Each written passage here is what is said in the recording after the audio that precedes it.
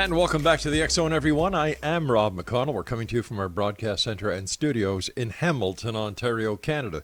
If you would like to send me an email, xzone at xzoneradiotv.com, on all social media sites, Xzone Radio TV. To find out about the programming we have available for you 24/7, 365 on the X Zone Broadcast Network, visit our website at xzbn.net. And of course, we're also on the Talkstar Radio Network, Mutual Broadcast Network, iHeartRadio, Xena Media, iTunes, let me see, and of course, Simul TV and Simul Radio. And for the broadcast schedule of the X Zone TV channel on Simul TV, visit simultv.com, and the X Zone TV channel is Channel 21. My guest this hour, X Zone Nation, is Robert Zimmerman. He is an award-winning space historian, writing articles and books on issues of science, history, technology, and culture.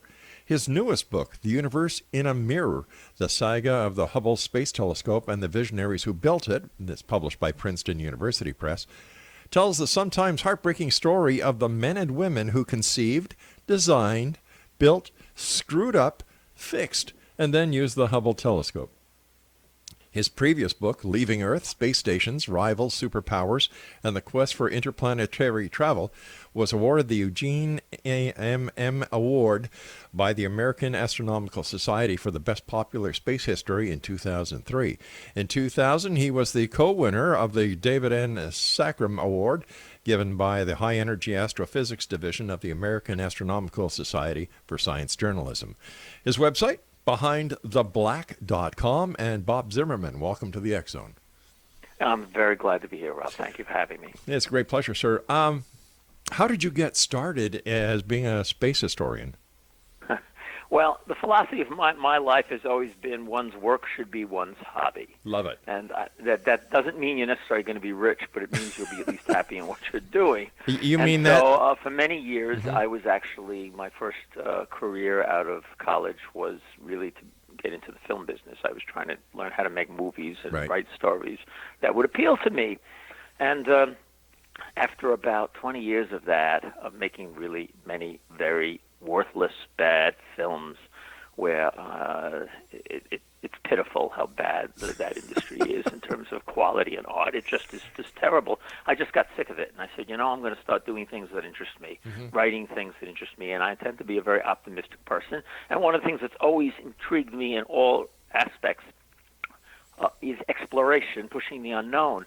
Now, that just doesn't mean climbing the top of a mountain or, let's say, going to the moon. It can also be science, just answering questions that are pending that we don't know the answers to, and trying to dig in to that unknown. In fact, my website, Behind the Black, is inspired by the pictures of the astronauts on the moon with that really pitch-black sky. And the universe is that. It's black until we dig into the blackness to see what's behind it. And that interested me. So I said, let me write about something positive. And so I started to do articles about science for a variety of magazines, and then decided it's time to move on to books as well and start to write about space exploration and the history. Because unlike the movie business, this was showing humans at their noblest, trying to do spectacular things with our greatest skills, our ability to adapt and think and create new things. I remember seeing the very first photographs that were coming back from the Hubble, and I was just amazed at how alive the universe really is. Yes. One of the allures of Hubble that I discovered when I wrote Universe in the Mirror is that no matter who opposed it, and a lot of people opposed it, it's a telescope that cannot die. In the 50s, the astronomers opposed it. They were won out. In the 60s, Congress opposed it. They broke down. In the 70s, others opposed it. In the 80s, it was opposed by different people. In the 90s, every step of the way it's been opposed, but every time those opposition fell because the possibility of seeing something we'd never seen before Hubble, we were like human beings that were half blind and couldn't wear glasses, and Hubble basically put glasses on for us. So those first few pictures of Hubble, the sharp pictures demonstrated it, in which it showed sometimes, we'd seen fuzzy images of like planetary nebula, but not really knew what they were. And then it took a picture of the star Eta Carina, and it was patently clear that we were looking at a star that was exploding. And imagine that. we're looking, and now we know that. Before then, we weren't clear. It was a fuzzy thing. Now it's a star exploding. That's a really exciting thing, and that's the whole aspect of space exploration that appeals to me, that this is really the cutting edge of human endeavor right now. We are getting in, and at this time and day, our time, when we're alive, the human race is getting its first glimpse of what the universe is really like. And it's only a glimpse, but it's giving us a sense of the wonders that lie out there that we have not yet seen. I look at the Hubble as the instrument that is giving us a glimpse at the man behind the curtain. The wonder that is out there. The man behind the curtain. Explain what you mean by that. Well, in The Wizard of Oz, you have the wizard behind the curtain who's performing all these wonderful things that people weren't sure about. You know, they had little glimpses, they had little ideas. But when the man was exposed by Toto, the dog pulling the curtain away, you know, the wonderment was there. And when I saw the pictures of the Hubble, from the Hubble, you know, we got a bigger glimpse into what the reality of the universe really is. It's just not this pitch black voidness that we thought it was. It's living. It's full. The analogy I like to use is this: that the impression that humans had of the night sky is quiet, peaceful, the starlight, gentle and quiet. Yeah. And what Hubble and all the space telescopes and modern astronomy has actually taught us is that the universe is a very active and violent place.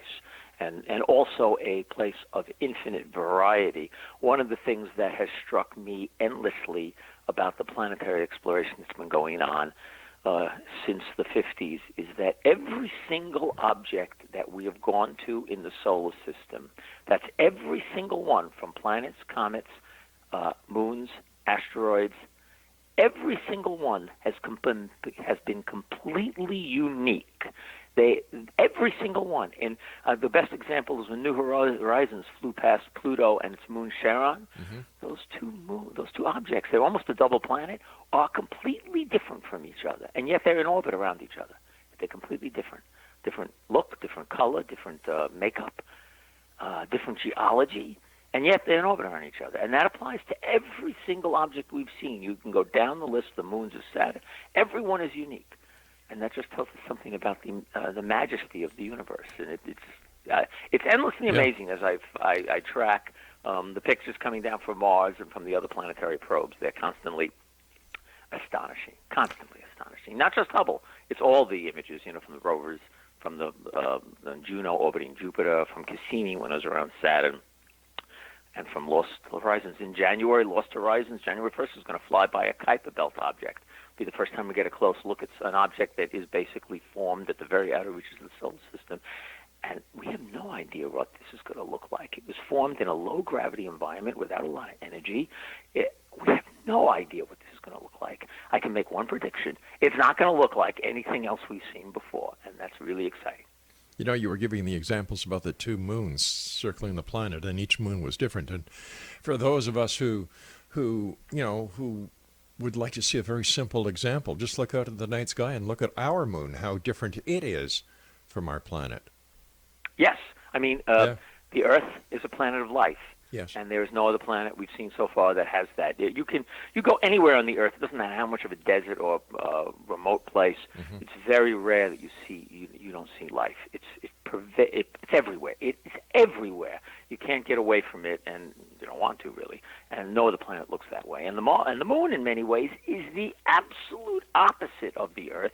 And in fact, it's different from most of the objects we've looked at in how not only lifeless it is, but generally inactive it is. I mean, there's activity on Mars, there's activity on many, many moons. We found that Pluto is an active place. You actually have nitrogen glaciers that are moving and changing. You've got floating mountains of ice, and that's basically their bedrock, but they float on the nitrogen.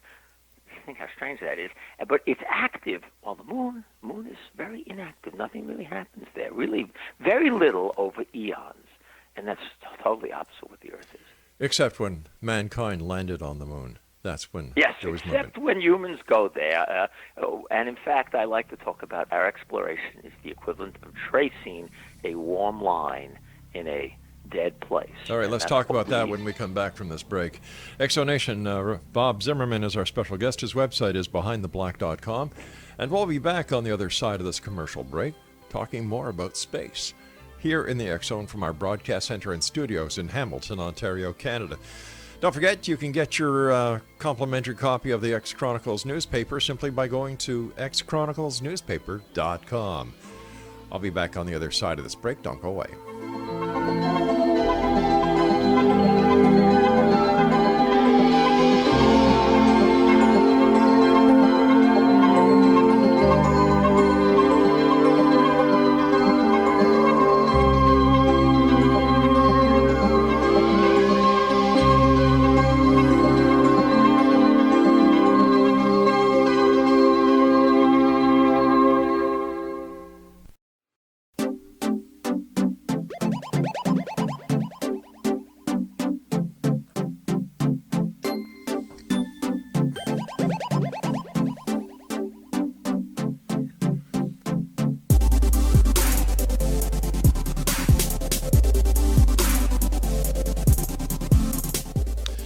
Welcome back, everyone.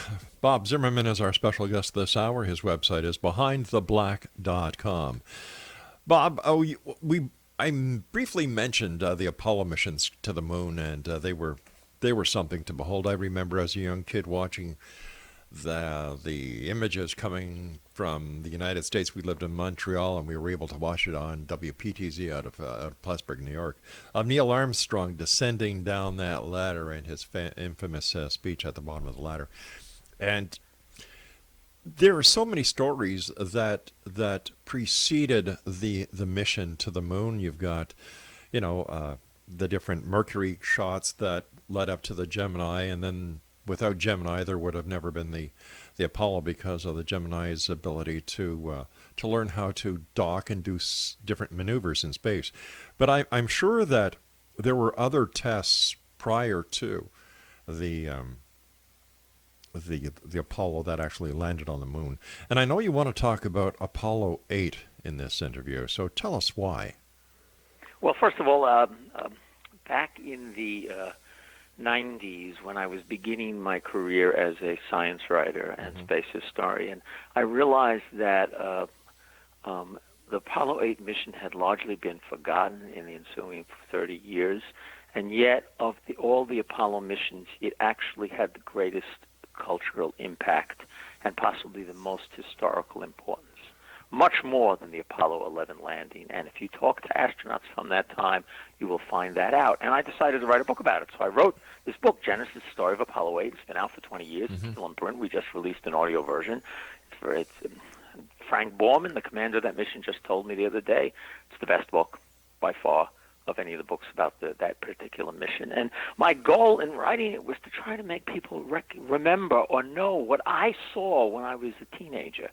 That was the very first time human beings left the orbit of the Earth and traveled to another world. There will never be another first time when human beings travel to another world. That begins the true exploration of the solar system for the human race, and that alone makes it a significant mission. I wrote about that mission for other reasons. It's most well known generally by the public by the Earthrise picture that Bill Anders took during that mission. It was the first time human beings, with their own eyes, saw the Earth rise over another planet. And generally, you only can see that at the moon, but this is the first time humans actually saw it. And one of the astronauts, Bill Anders, took a picture of it in color. And that's been called one of the most significant pictures in the 20th century. It was one of the icons of the environmental movement. And I tell stories about that image because Bill Anders took it with the horizon on the right, with the Earth moving from right to left coming out from behind the moon. But we on Earth always look at it with the horizon on the bottom. And that represents, I think, the difference between a earthbound person and a spacefarer, who Bill Anders thought he was. And so that's one of the significant aspects of that mission. That mission also took place at the end of 1968, which is one of the most significant historical years of American history. Many things changed that year. It was a difficult year. It began with the Tet Offensive in Vietnam and essentially the American defeat in Vietnam by that offensive by the North Vietnamese. And it continued with political assassinations, both Martin Luther King and Robert Kennedy, with riots in cities all across the country, with protests against the Vietnam War on almost a daily basis. You had the Democratic National Convention that year with riots and protests, with protesters throwing Molotov cocktails at police and police beating up protesters. It was an ugly time. You had the Soviet Union invading Czechoslovakia and ending the Prague Spring. It had been a very, very difficult year. And then at the end of the year, Apollo 8 occurred with this amazing triumph going to the moon. And they did it the week of Christmas in 1968. And that in itself is a significant aspect of the story and why I wanted to write about this, because they did a telecast Christmas Eve, 1968. And before the mission, the press guy at NASA, Julian Shea, calls up Frank Borman, the commander, and tells him, look, that telecast, Christmas Eve at prime time, is probably going to be the most watched telecast in the history of the human race. You'll probably have 1 billion people watching you. It really behooves you to think of something to say. And Frank Borman was a test pilot. He immediately said to Julian Shea, the press guy, who was a writer, I'm a test pilot. I do planes and engineering. I don't know. Can you give me some suggestions? And this tells us something about the time period in the 60s. Julian Shea, the press guy of NASA, says to Borman, very bluntly, it is not my place to put words in your mouth. Think of something. Whoa. So the astronauts had to figure out themselves what to say. And there's a long story. I'm not going to go into it here. I really wanted to know, why did they choose to do what they did? Because what they chose to do was read the first 12 verses of the Old Testament, Genesis, as they orbited the moon, looking down at that bleak, skull-like surface. What inspired them to do that, and who thought of it? So I researched that and found out why. So that was another reason, because they were trying to make a statement in that reading about the American vision of life, because they were not praying when they did it. They chose to read from the Old Testament because the Bible is actually a document that covers 3 of the most important religions in the world, and a large majority probably, or at least a large percentage of the population. Well, they were trying to embrace everybody with as much goodwill as possible. And that's one of the reasons they chose it. And finally, one of the reasons I chose that, and I wanted to write about this mission, because not only was it historically significant, but the risk involved is something that we've forgotten. Prior to the mission, Frank Borman's wife, Susan Borman, was very, very worried. She really thought he was going to die in lunar orbit. And so Frank, who was going to go, he had committed to it, but he wanted something to reassure his wife. He asked Christopher Kraft, who was in charge of Johnson, the Manned Flight Center at the time, to go over and talk to Susan to try to ease her mind. They were friends. They all lived in Houston and in the same communities. And so Chris Kraft comes to her. They sit down, have coffee, they chat for a while. And Chris Kraft, to reassure Susan Borman, says to her, look, we've looked over all the numbers. We really think they've got a 50-50 chance of coming home. That's what he was reassuring them about. So these guys went. Their families approved of them going, even though Susan Zimmerman is just one example, was sure he would die. They went, and they went to not only win the space race, but to do, as Kennedy said, to prove that a free people can do it better, and to demonstrate that to the world, that freedom and American concepts of individual personal responsibility and individuality are the way to make things happen. So that's why I wrote it, and it's a mission that should not be forgotten, and I think future spacefarers, colonists on other worlds, will always look back at that mission as an important moment in history for them, a very important moment in history for them. And Americans should look at it as an important landmark, because the words the astronauts said from orbit, looking at the Earth, their impressions of the Earth, the only place of color and a place of home and safety in a very hostile universe, in many ways affected the United States in ways that we did not expect. How so? And so it's an important mission. Well, one thing, I think for my generation, the 60s generation, the baby boom generation, those images of the moon actually acted to discourage many people from wanting to do space exploration for many decades. It's one of the reasons we have not gone anywhere since then. They so focused on the beauty of the Earth that they forgot that part of human endeavor is to expand outward. Either you expand or you die. And so our generation, my generation, has not accomplished very much, and I think that was part of the impact. As Bill Anders said, they went to find the moon, and they discovered the Earth instead. And part of the reason they saw the Earth as delicate and something to be protected, which is where the environmental movement comes, is they were flying in a very delicate craft. It's nothing like the kind of things we build today.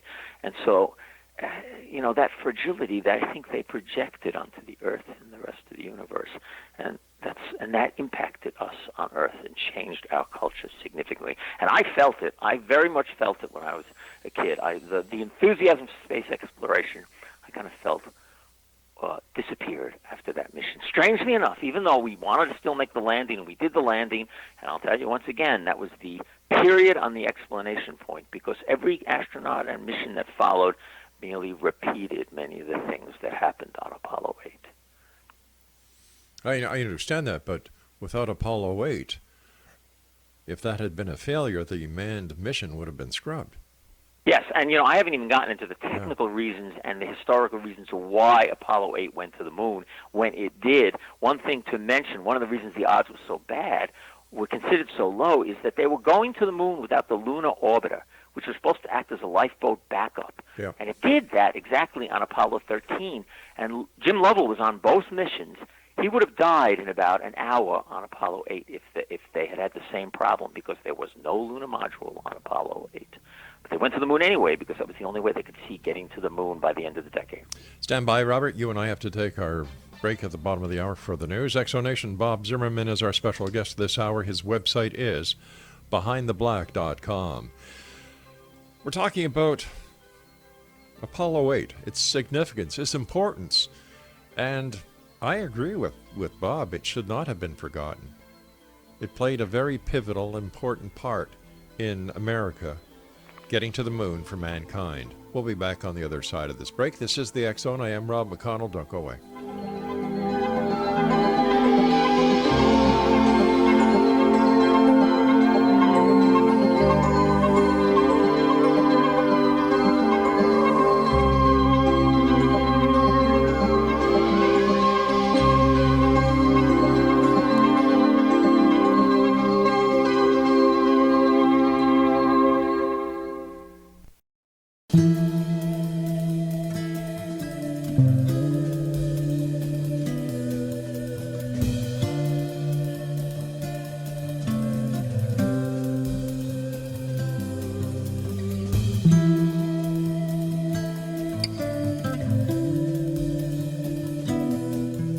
Exonation, we're talking to Bob Zimmerman this hour. His website is behindtheblack.com. And we're talking about Apollo 8. Now, the mission objective of Apollo 8, let me see, for Apollo 8 included a coordinated performance of the crew, the Command and Service Module, or CSM, and support facilities. The mission also was to demonstrate translunar injection, CSM navigation, communications, and mid-course corrections. Let me see, consumable assets and the passive thermal control. The detailed test objectives were to refine the systems and procedures relating to future lunar operations.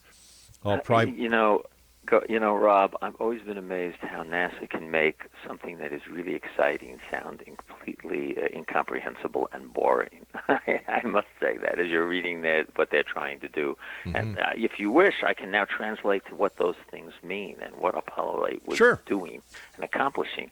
The Apollo program had a set series of scheduled ideas. I write about this at great length in Genesis. Mm-hmm. their idea was they would do an Apollo mission that would last about 2 weeks to demonstrate the capsule and the cruise could work that long, and they would do it in Earth orbit and work long enough to operate long enough to do a lunar mission. That was the Apollo 7 mission. They were then going to follow it with a mission which would be in Earth orbit, but just test the lunar module in Earth orbit, do maneuvers, docking with it, just to see if it worked and they could dock with it. And that was what Apollo 8 was supposed to do. And then they were going to follow that up with an Apollo mission with the lunar module that would go into very high orbit and then return with the capsule, duplicating the rates of speed, the return speeds that an Apollo capsule would have coming back from the moon, to test those technologies and also to test the lunar module again in higher orbit.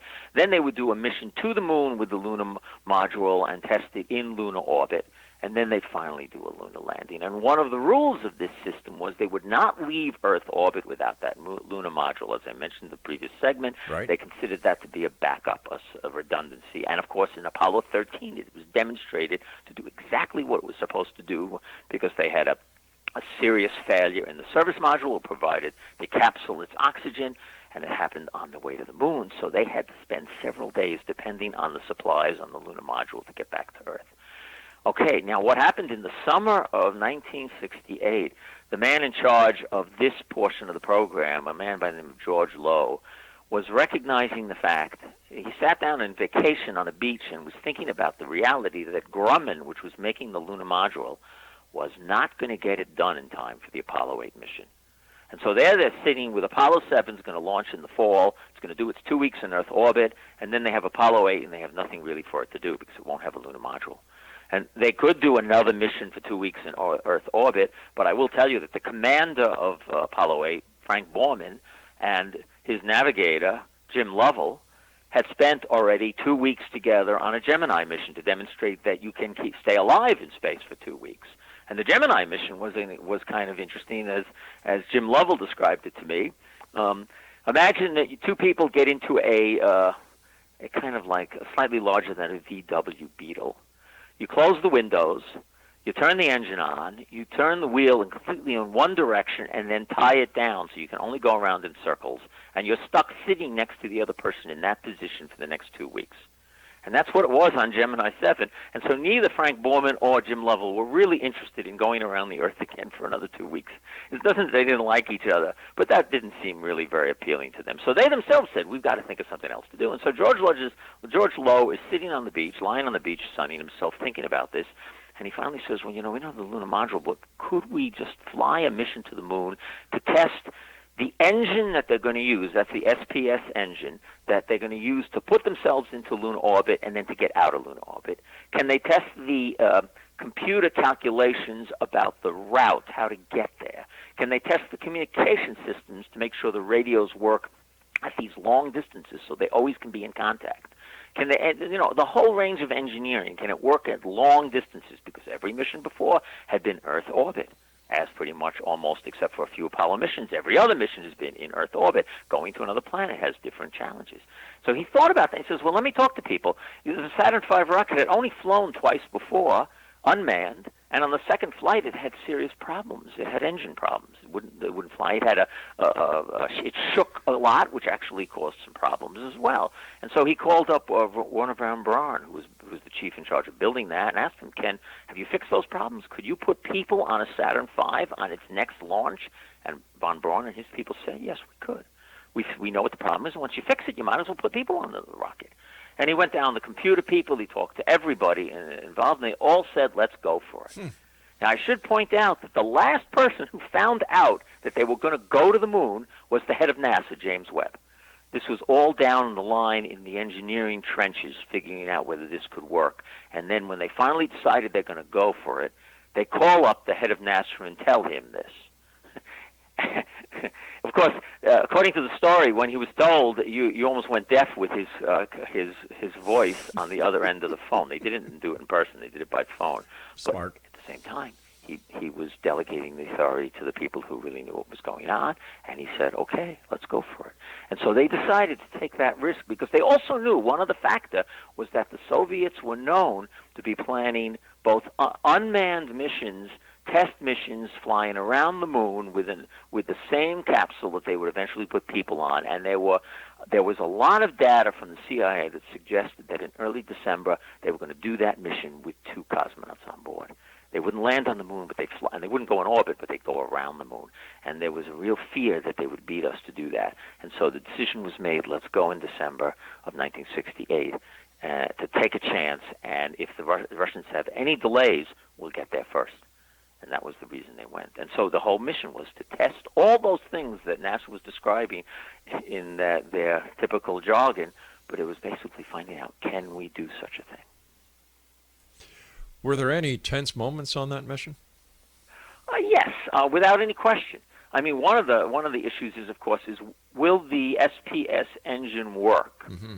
The SPS engine had to, once they got them in lunar orbit, the only way they could get out of lunar orbit was to fire that engine. And in this case, they had no redundancy. The engine didn't work; they were stuck. That was why Susan Borman thought her husband was going to die in lunar orbit, because she just thought, there's no backup to that. If it doesn't work, he's doomed. So that was one, and they fired that engine on the backside of the moon, so they're out of touch with Earth. And so when they fired it, they couldn't talk to anybody on Earth, and no one on Earth knew what was going to happen. And the only way we found out finally it worked is that reestablished contact with the spacecraft at exactly the right time. At that moment, Jim Lovell said, Houston, let me let you know that there is a Santa Claus, because they all knew they were coming home. There were other moments on that mission that were somewhat tense. On the way home, they had a navigational system that was automatic, but Lovell was also trained to do navigation off the stars just in case that system failed. And on the way home, they were not going to touch the automatic system. That was the plan. Why turn it off? Why change anything? Lovell would practice sextant reading of the stars, but they would never turn the automatic system off. And then on the way home, one of the astronauts accidentally turned it off. That was Lovell, actually, who did that. And so he had to now very quickly use what he had been practicing to get them aligned again, so that the spacecraft, when he turned it off, the spacecraft thought it was back on the launch pad. And it aligned itself according to that data. Of course, it's wrong. And so they now have to get this corrected. Now, it's not going to change their course on the way back to Earth, but when they enter Earth's orbit, it has to know the exact angle it's at so it can fire the engines at the right time and orient the ship and get it to come back to Earth in the proper manner. And so, yes, there was about 10 minutes of teeth-grinding. Borman and Anders sitting there waiting for Lovell to do the navigation to get them in position. And, of course, he did, and they came back to Earth. They had issues. Borman got a little bit nauseous and sick on the way out, and this was the first time humans were beyond Earth orbit, so you're out in a higher radiation environment, and there was concerns that sickness was caused by that. And he said, I took a sleeping pill. I took a sleeping pill and it upset my stomach, and that was probably it. There was problems getting the astronauts to sleep. Surprise, surprise. Borman finally in lunar orbit ordered Lovell and Anders to go to sleep. Ordered them to. He shut down all operations, said, no more work, you're going to go to sleep now. And Anders didn't want to go to sleep. And Borman said, you're going to sleep. You're going to sleep right now. Go to sleep. You're going to sleep. It was that kind of conversation if you read the transcripts. And Lovell eventually dozed off and got the sleep he needed. Borman was concerned because they had kind of made some minor errors, and he was afraid that if they don't get some rest, they're going to make some major errors, and he didn't want that. He was committed to getting them home. Plus, they were the first 3 humans to ever see the backside of the moon, right? Yes. We had gotten pictures of the backside of the moon, but that's not the same thing as people seeing it. And the pictures weren't high resolution. They took pictures of high resolution so we could get to see it. But one of the things they settled a mystery of astronomers who had been arguing for decades: are those craters volcanic or impact? And the astronauts, without any question, settled that these humans. As Anders said, it looks like a sand pile my kids have been playing on, pounding things apart. So that settled that question, and they found the far side of the moon to be even more hostile than the near side. All right, please stand by, Bob. We've got to take our final break. Thank you so much for coming on the show. It's great having you with us. Exonation, Bob Zimmerman is our special guest. His website is Are you ready? Do you have your pencils and paper ready? Because here we go. BehindTheBlack.com. And Bob and I will be back on the other side of this break as we wrap up this hour here in the X Zone from our broadcast center and studios in Hamilton, Ontario, Canada. I am Rob McConnell. We'll be right back.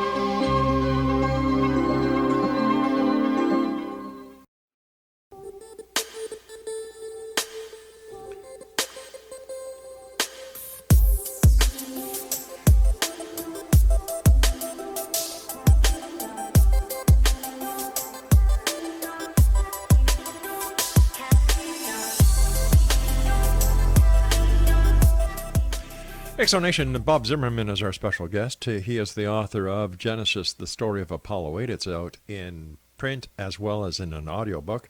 And his website is behindtheblack.com. First of all, Bob, I want to thank you ever so much for coming on the show. It's a great pleasure talking to you. And thank you so much for sharing this very valuable information with the Exonation tonight. It's my pleasure. You know, I'm obsessed with space. That's what I spend my time on Behind the Black. Outlining what is going on right now in space, which is very different from what was going on in the 60s. Yep. It's why I write space histories, and so I'm very glad to spend my time obsessing with you and your audience as well. Thank you, sir. If we could just get away from the Apollo mission, and we'll get back to it. I'd just like to ask you about President Trump's plan to go ahead and with his plans for Space Force. It's an interesting. It's a very interesting question, and it's a very complicated one. The military itself has been talking about reorganizing its space operations for several years because those operations, this involves launching surveillance satellites, reconnaissance satellites, weather satellites. They would do routinely, not anymore. They would do GPS as a military operation, and launching those satellites. And for several years, the Air Force has realized it's all spread out within the military into different offices, and therefore it's not getting the attention it deserves. So they've been thinking about reorganizing it into a single agency within the Air Force, within the military, and take it out of the Air Force. Well, Trump has come along, and he has suggested instead to make it another branch of the military, like the Air Force, the Army, the Navy, the Coast Guard, and the Marines. Make it another branch of the military and call it the Space Force. And, of course, that gets a lot of ridicule. You know, you think of space cadets and, you know, going out with your ring decoders and so forth. There is something to be said for it at some time in the future, and there is definitely something to say for doing something like that now, just as the military was thinking to reorganize its space operations so it's more focused and operating better. I mean, I can give you a specific problem the military has had. The way the bureaucracy has functioned there, it has benefited them in the way they're broken up to build bigger and more expensive gold-plated satellites to do this work. The trouble with that is it takes longer and longer to build them. You have less redundancy, and they become a very easy target in orbit for our enemies. You can really cut out our capabilities very quickly because there's not a lot of satellites up there.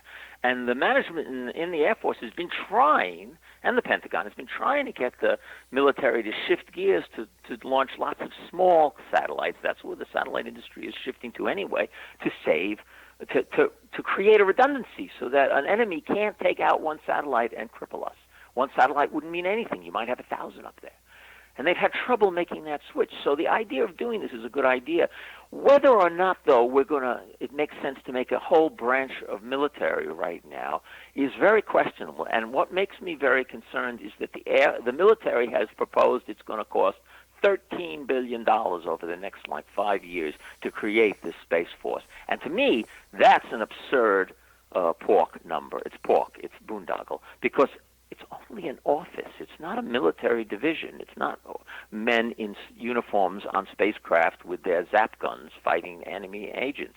It is just an office to issue contracts for a variety of satellites. That's essentially what it is. And then there's other things. You might have the X-37, other kinds of more radical type operations. But nonetheless, $13 billion for this seems to me a boondoggle. It seems to me this is Washington doing its typical thing it's done for the last 20, 30 years, not really getting the job done, but instead focusing on how we can distribute pork into districts to make congressmen happy. And that means they're not really, in the end, even if Trump has the national interest in mind, the bureaucracy here might not, and it hasn't very much in the last 30 years. And so that is my concern about this. I hope that answers your question. It does. It does in total. Let me ask you this question. As a space historian and a space buff, do you believe that our planet is being visited by extraterrestrials from other star systems? I haven't the faintest idea. There's no evidence. There's no clear evidence. There's no convincing evidence in the slightest. And I'm a facts-based guy. Sure. I like the facts. And I haven't seen anything. I'm also take the scientist's skeptical view, which means that doesn't mean I dismiss it. It means I'm open to evidence. If some evidence that I find convincing is shown to me, I'll be very excited. But I haven't seen any evidence to make me excited. Nothing. Everything I have seen has very quickly devolved into, that doesn't convince me in the slightest. That doesn't mean, and I will tell you, just because I'm not convinced doesn't mean it's not true, but I'm just not convinced. Now, once again, we have to ask the question, is there extraterrestrial life? And that's a very interesting question, because we all assume, with the number of planets and stars out there and galaxies, and now the number of planets we're finding orbiting stars, that there's got to be other life out there. There's just got to be. But that's a statistical question, and the truth of the matter is now we've had the ability to listen and look into space now in a very sophisticated manner for more than a half century. And we actually have not detected anything that can be identified as an alien species. Nothing. We've gotten a few hints that very quickly turn out to be natural phenomena. Sure. And so the question then has to be asked, there's going to be a species that will be the first. And it seems really unlikely that we are. I don't deny that. But you can't dismiss that possibility. And so are we other extraterrestrials? I personally think that likely are, but we haven't made contact. We haven't seen evidence of them.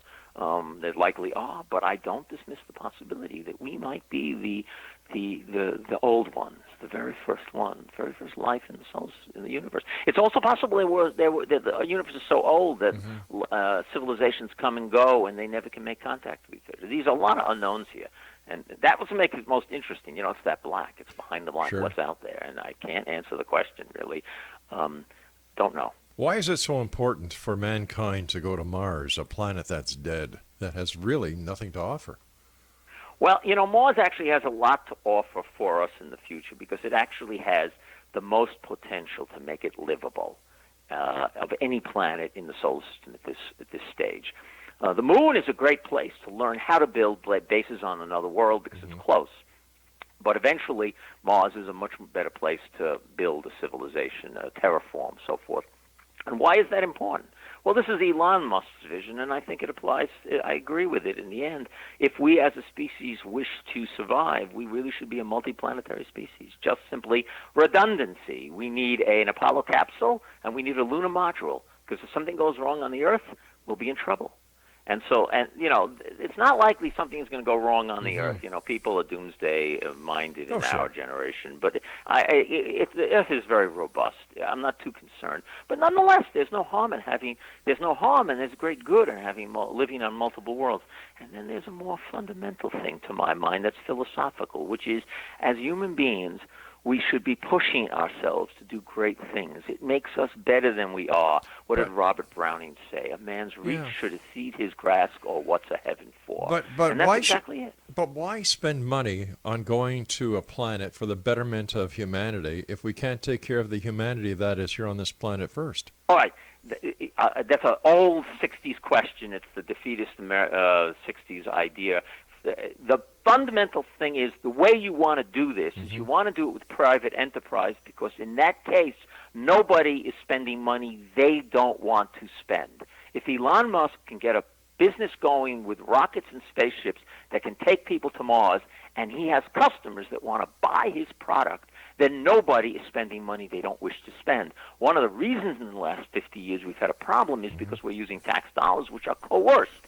And you and I might not want to spend our money for that purpose, and that's where the question comes from. That's one. Secondly, even if we do spend this money, the money isn't put into a capsule and flown into space. Every dime is spent on Earth. So it's a false statement to say, wait a sec. But that doesn't help the people who need food, clothing, yes, it does. housing. How? Yes, it does. How? Because I think the industry you create it produces work for people. It enlivens the society. If you just simply, what's the old Christian statement? Give a person a fish, you give him one meal. Teach him how to fish, and you feed him for life. Right. It's the same kind of thing. Just giving people the money that we didn't spend on space is not going to accomplish anything. But instead, having a robust private enterprise industry that is competitive. It's not a space program. I hate that word because it's not. A program says it's like a Soviet Union. I want a space industry that's chaotic, that's competitive, that has many people following their dreams and coming up with ideas that make them money, that other people can now buy the product to fill their dreams, to go to space as a tourist, to build things in space, all kinds of things. Have that chaos. And what do you have? You have a thriving, prosperous society. I've just described, by the way, the United States, which went from tiny, poor colonies in 1700 to the wealthiest nation in the world in only 200 years. And we did it by freedom and competition and private enterprise. Robert, the time has come where you and I must say so long. I do want to thank you ever so much for joining us. And Dexo Nation, if you would like to get a copy of Robert Zimmerman's latest book, it is entitled Genesis, the Story of Apollo 8. And once again, Robert's website is www.behindtheblack.com. I'll be back on the other side of this commercial break with the news as we continue here in the X-Zone from our broadcast center and studios in Hamilton, Ontario, Canada. If you'd like to send me an email, xzone at xzoneradiotv.com, on all social media sites, X-Zone Radio TV. And on Simul TV, we're Channel 21, that's the X-Zone TV channel. And for all the programming on the X-Zone Broadcast Network, visit www.xzbn.net. I'll be back on the other side of this break. Don't go away.